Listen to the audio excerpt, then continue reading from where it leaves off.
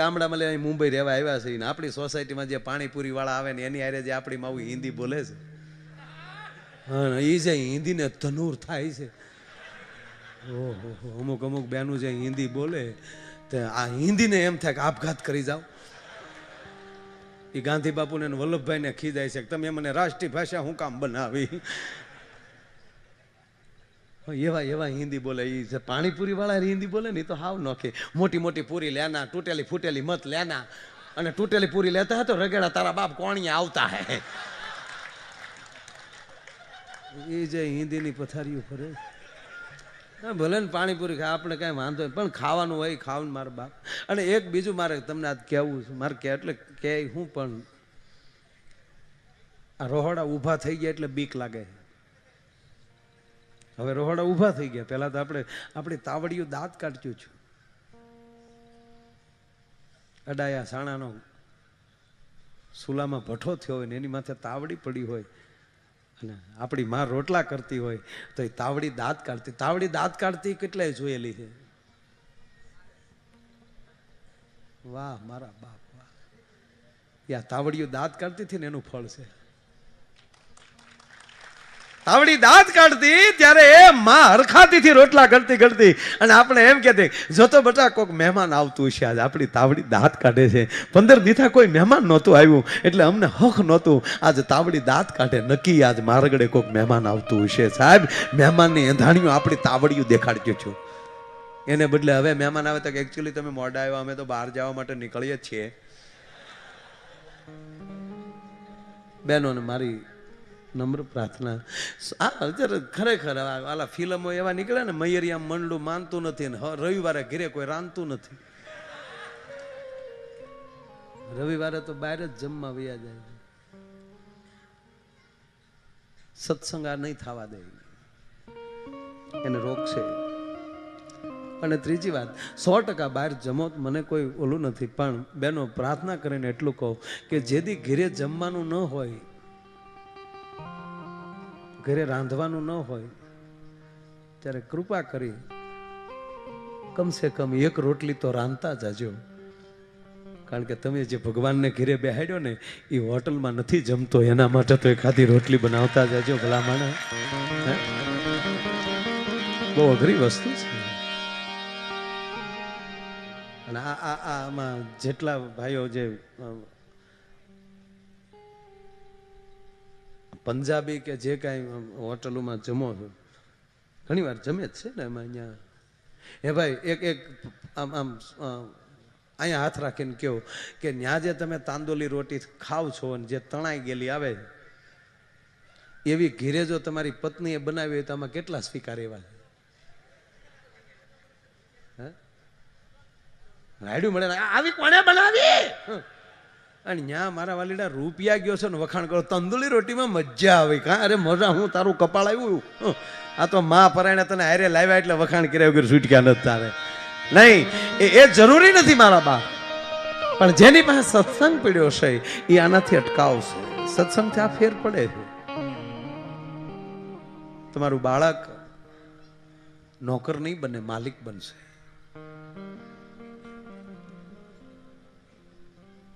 એમાં હું તો ડોસ્યું પાણીપુરી ખાવા જાય ને ત્યાં તો હૈદ થાય એમ. મોઢામાં દાંત ન હોય એને પાણીપુરી ન ખવાય. અહીંયા મોઢામાં પાણીપુરી પણ નાખે ને તો પિસ્કારી થાય એમ. કારણ કે આડે હો તો કાંઈ રહે નહીં.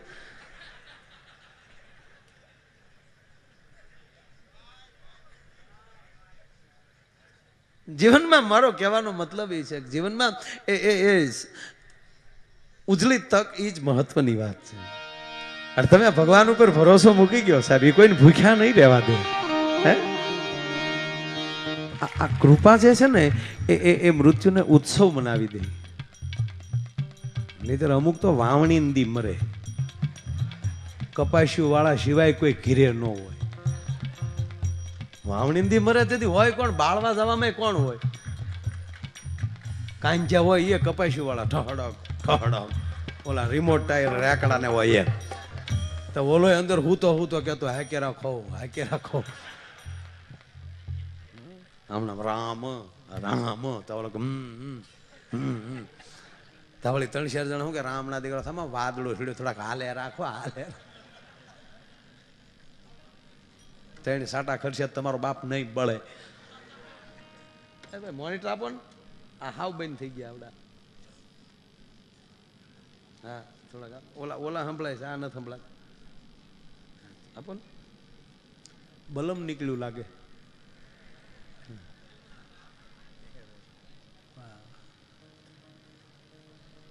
એટલે એવાય તમે જો એ સોમાહામાં જે ગુજર્યો હોય ને એ તો ભારે થાય. એમાં ગામમાં સમસાન સાપરી ન હોય, એ સરપસ ઉલાળી ગયો હોય. અમુક તો ગામ છે કઠણાઈ ના હાવ માંડ હકોરીને બાળવાનું શરૂ કરે, ત્યાં હરવડું આવી જાય, સુંદીને પાછું ઠરી જાય. અને ઘણા તો ન્યા બીડીયું કાઢે. મારા દીકરા બાકહ નો હોય તો બળતો ન્યાલી ડીંડલું લે આમ.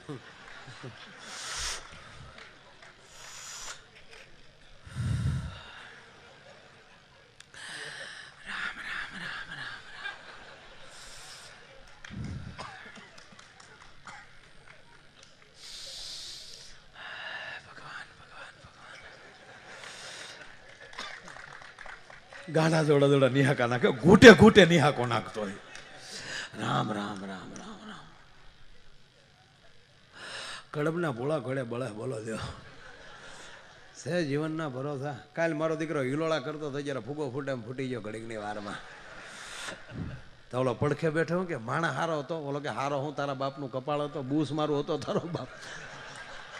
તાકે તને શું ખબર, તાકે દાન લખાવતો પછી દેતો ક્યાં. ઘણી જગ્યાએ તો કોશ્યું મારી મારીને પાછી તકતી ઉખેડાના દાખલા.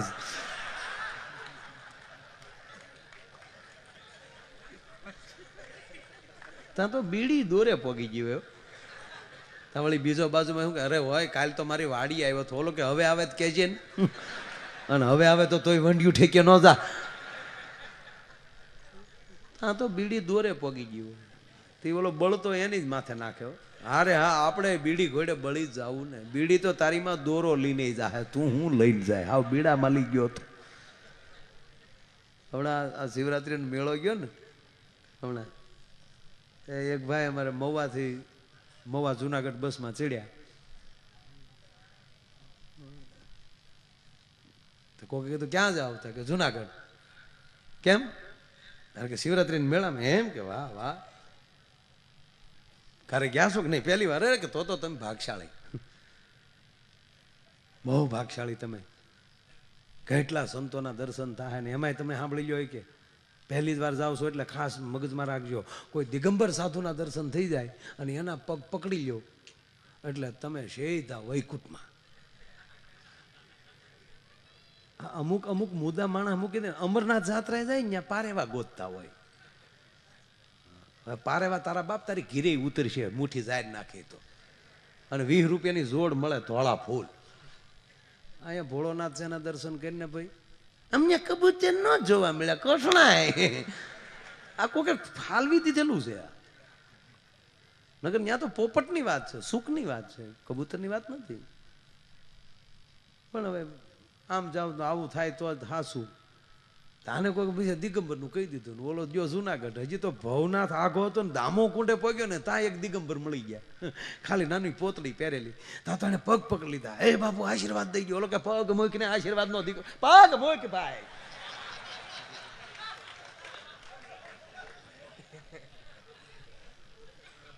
મૂક પગ.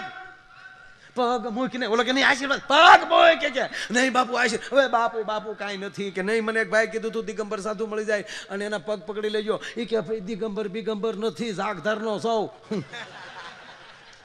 આ તો તારો બાપ દામો કુંડમાં નાતો હતો, કપડા કોક લઈ ગયું. હવે આમે ઘણા હલવાના અહીંયા, એ જોવું પડે પાછું આપણે કોને પગે લાગવું.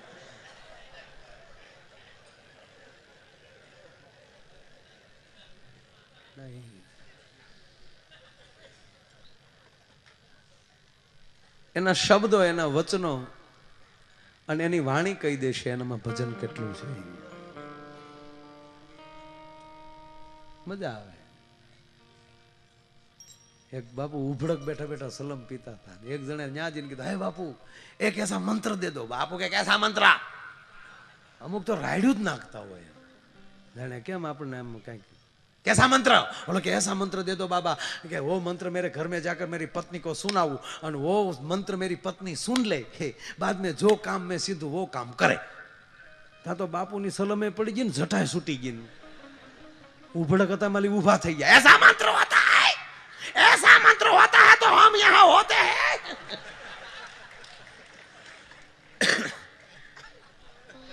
नहीं, ભજનની જરૂર છે, કૃપા પાત્ર નહીં. કૃપા પાત્ર તમે ક્યારે બનો કે એની અંદર ક્યાંક ભજન પડ્યું હોય, એની વાણીમાં તમને આનંદ આવતો હોય. અને એક વાત કહું તમને, આપણે ઠીક છે એ આપણે બધા નામ સ્મરણ કરી છે એ તો બરાબર છે 100%, પણ કદાચ કાંઈ ન કરો ને સાહેબ, ગેરંટીથી કહું, કાંઈ ન કરો, ખાલી હારવાર પડ્યા જાવ ને તોય ગતિ મળી જાય. કોઈ વસ્તુ આ તમને સાચી ઠોકીને કહો, અગ્નિ પેટાવી ગયો તો એ અગ્નિની બાજુમાં તમે બેસી જાઓ તો એ જ્યાં સુધી અગ્નિની નજીક હોવ ત્યાં સુધી ઠંડી તમારી પાસે ન આવી શકે. એમ આવા સાધુડાની બાજુમાં બેસી જાવ ને તો કળિયુગ ન આવે કે તમારી પાસે નરું સત છે.